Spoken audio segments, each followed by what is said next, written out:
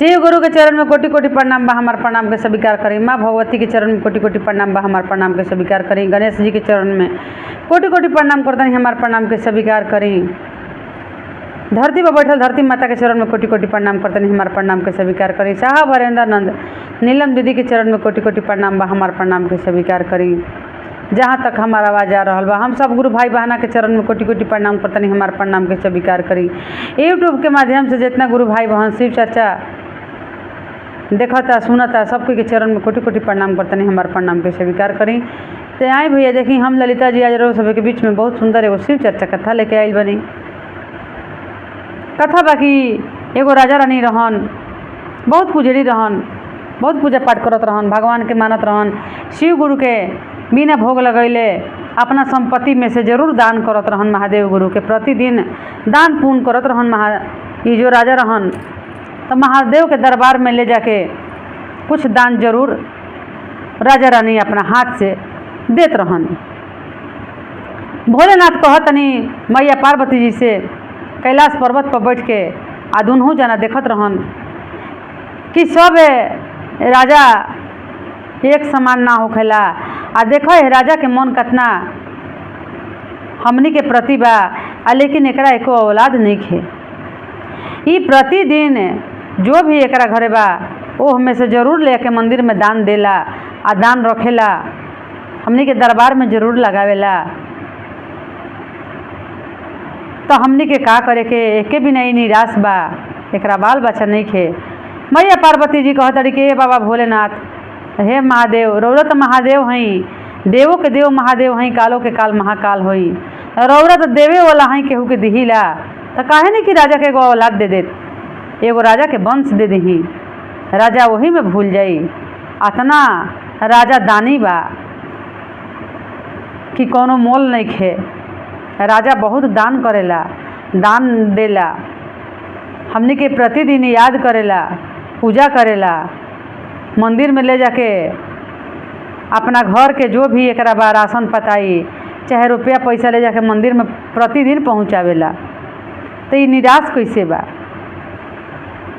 भोलेनाथ कहतनी महादेव कि ये पार्वती, राजा के हम जानत तानी कि राजा कि अगर औलाद दे देतानी तो राजा ढेर दिना जीवित ना रही, तो ओकरा पालन पोषण कैसे होई ओकरा बच्चा के। पार्वती जी से महादेव गुरु कहतनी भोलेनाथ कि राजा के अगर हम वंश दे देतानी तो वंश के पोसी के। कहली मैया पार्वती कि सब तो रौरे हाथ में बा, सब समस्या के निदान तो रौरे निकाली ना, पहले दे के तो देखी। आ दे हम तो एगो फल मत दे, हम दोनों फल दे दे। राजा रानी के दोनों फल दे दे, हम बेटा बेटी जरूर चाहे, दे के देखी। महादेव मैया पार्वती जी के बात समझ के मान के भोलेनाथ उनका गर्भ में दूगो बच्चा डाल देले बनी, एगो लड़का एगो लड़की। लड़का लड़की जन्म ले लेलन। लड़का लड़की धरती पर जन्म ले लस राजा रानी से। तो 6वें महीना के बाद राजा साहेब अपना बेटा के या बेटी के बियाह कर दिलन। काम करा मन में आयल राजा साहेब के कि दोनों अपना बेटा बेटी की शादी कर दिलन। बहुत छोटे में 6 महीना के बालक रहे, अभी ओकरा कुछ पता भी ना रहे। शादी हो गई, शिकार खेले राजा जंगल में चल गई बड़े। जब राजा शिकार खेले खातिर जंगल में गई बड़न, वही जंगल में राजा साहब के मौत हो गई, लाग गई राजा साहब के बाण। जब राजा साहब वही जंगल में मर गइलन, देहांत हो गई। रानी के खबर मिलल बा कहीं से ना कहीं से। रानी दौड़ल दौड़ल जाताड़ी, रानी के समझ में ना आइल, बीच दरिया गंगा जी में गिर गई बड़ी। जब रानी गंगा जी में गिर गई बड़ी तो उनको देहांत हो गई, वो मर गई। जब रानी मर गई तो महादेव मैया पार्वती जी कैलाश पर्वत पर से देखा तनी सब कुछ कि अभी 6 महीना के बच्चा भइल सन। इनकर माता पिता देखो ना शादी विवाह सब कुछ कर दिलस इतने दिन में। अपनी ज़िंदगी में का ये लोग के पता रहे। आ देखो राजा साहेब के शिकार खेले गुलन देहांत हो गई। रानी ढूंढे खातिर निकल बड़ी, पता चल बता रोते बेअगर में गई बड़ी। त रानी के समझ में ना आइल ह बीच दरिया गंगा जी में गिर के मर गई, बह गई वही में। और लइकन के पालन पोषण कैसे हुई हे महादेव। ये दुख हमरा से नहीं देखल जात कि जौना के बाप मतारी इतना दान पुण्य कैलस, सब कुछ कैलस, हमनिए के दिली बच्चा तड़प तड़सन। एक काम करी हमनी के नौकरानी के रूप ध लेवे के, नौकर के आ चले के वही रहल जाई, पालन पोषण कर दी गई। महादेव गुरु मैया पार्वती जी एगो दाई बन के आयल बनी जा, नौकर बन के आया के ओह लड़का के पालन पोषण आ लड़की के करे लगनी जा। पोस पोस के जब सियान हो गुलन जा, उ लोग पोस दिलन महादेव गुरु मैया पार्वती जी पोस दिली। आ जैसे सियान हो गुलन जा ए गुरु बहाना, वैसे ही मैया पार्वती जी भोलेनाथ कहतनी कि ये बाबू हमनी के कुछ दिन खातिर नहीं रही जा, हमनी के तू लो तोहार माई बाबू नहीं, तहार माता पिता कोई और रहन, हमनी के तहार माता पिता नहीं जा, तहारा माता पिता के देहांत हो गइल बा। हमनी के तो आके तहारा के पालन पोषण कर देनी जा, अब हमनी के अपना जगह पर जाइब जा। कहलन लड़का लड़की कि कहाँ चल जीब जरूरत सब है, बच्चे से तो हमनी के होश संभलनी, तो रौरे के माता पिता समझनी जा। तो कोई बात ना बाबू, जब जब जरूरत पड़ी खोजबो हमनी के याद जीब जा। लेकिन हमनी के एजा रहे वाला नहीं जा, हमनी के पर्वत पहाड़ पर बसेरा बा, हमनी के वैसे चल जीब जा। तू अपन दुनिया बसा ल, तहार बच्चे में शादी हो गई बा। नाम बता दिली मैया पार्वती जी कि यही गांव में तहारा बहन के शादी भइल बा फलाने घर में, आओ आए है गांव में एगो दूसर गांव के नाम दिली को जा तहार शादी हो गई बा एगो राजा के घर में, फलाने नाम के राजा बड़न, उनकर बेटी से तहारा शादी भइल बा। एक के बेटी बिया हो राजा साहिब के, और तहार अर्धांगनी बड़ी, तू 6 महीना के रह, तहार शादी हो गई बा। तहार बहन 6 महीना के रही, उनकर शादी हो गई बा। जाओ गांव में राजा के घर में तहारा बहन के शादी भइल बा। अब वो लोग छोड़ के चल गुलन जा। जैसे लड़का बाहरी निकल लगलन, सब कुछ से पूछला लगलन हमारा माता पिता के कैसे मौत भइल के रहे, आ तो तहारी माई बाबू ना रहन जा, एगो नौकर दाई आई रहन तहारा के पोस के चल गुलन जा। ए बबुआ तहार माई बाबू कोई और रहे, देहांत हो गई। लड़का था लगल कैसे देहांत हो गई हमारा माता पिता के, तहार पिताजी शिकार खेले गई रहन वैसे देहांत हो गई। तहार माई तहारा पिताजी के जब खोजे खातिर निकल गई तो उनका गंगा जी में गिर गई, बुझाइल ना, वही में डूब गई, बह गई, मौत हो गई। तो जना के शादी विवाह हो गई बा। वो लोग बतैलस फलाने फलाने जगह पर फलाने घर में शादी भइल बा। का कैलन कि अपना बहन के रिश्ता बोला के आ उनकरा के विदाई दे दिलन।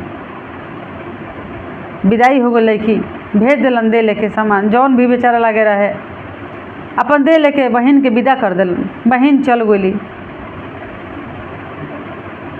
जब बहन चल गई, बहन के भेज उज लेलन, अब अकेले का करतन।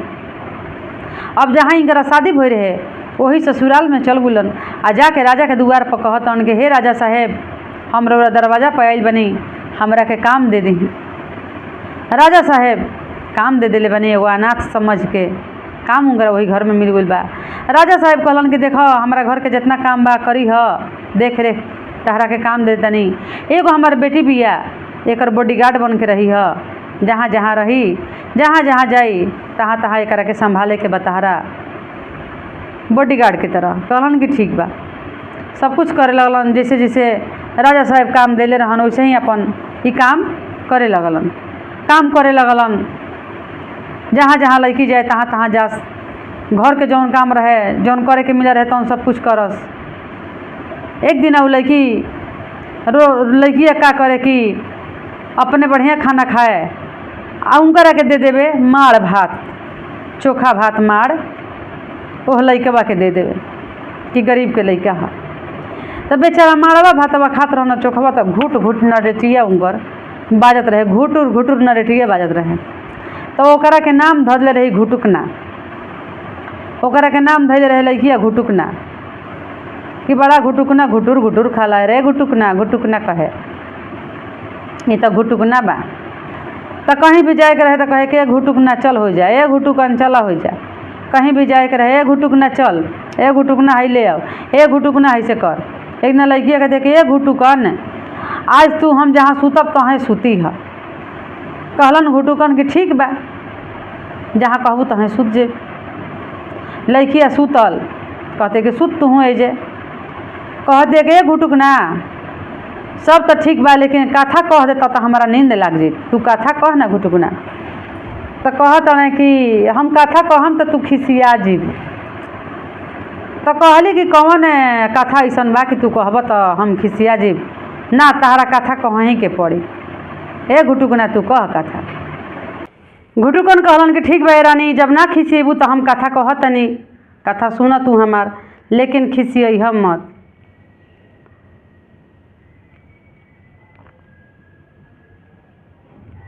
तो कथा घुटुकन याद अपन कथा कहल शुरू कर दिले बन। कथा कहतन कि ठीक बा रानी, हम तारा के कथा कह के सुनाव तनी, लेकिन तू खिसियह मत, केहू से कहिए मत। कहली कि ना ना ना कह कथा, हमरा सुने के बा कथा, हमारा नींद लग जाई। कहलन कि ठीक बा हम कथा कहतनी। कथा स्टार्ट कइलन, कथा लगलन कहे कि ल कथा सुन कहतनी, कथा बहुत दुख के मारल कथा बा। कहली कि कह।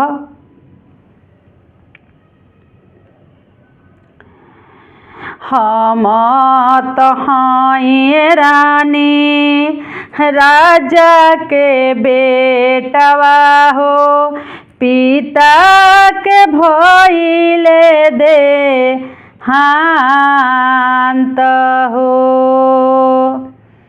माता हमरो मरी गइली गंगा जी के धारावा में, बही गइली माई मार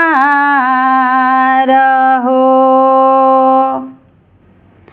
बची हम गइनी रनिया भाई रे बहिनिया हो, बहिनी गइली ससुरार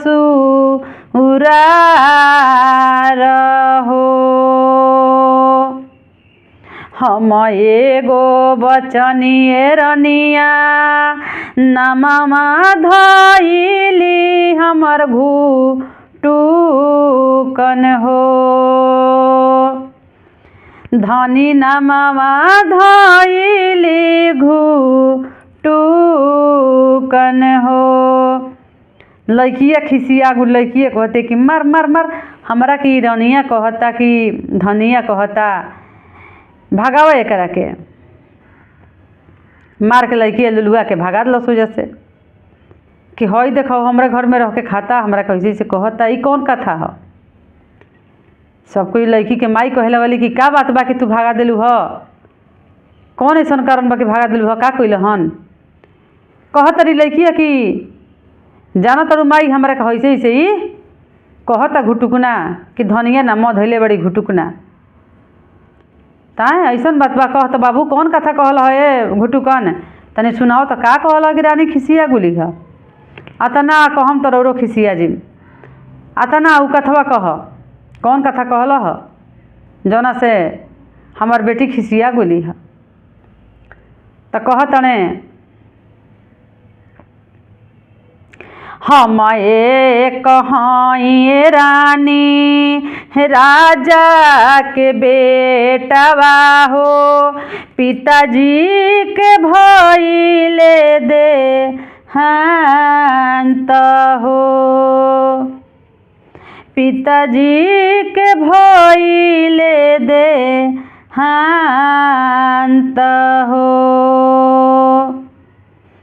माता हम चली गइली गंगा जी के धारावा में।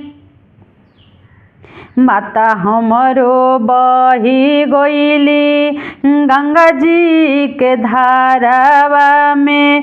बची गइनी भाई बहिन हो। बाची गइनी भाई बहिन हो। बहिनी जे भइली रानी ससुरा के रानी हो। हमर नमवा परल बा घुटुकन हो। धनी नमवा धइली घुटुकन हो।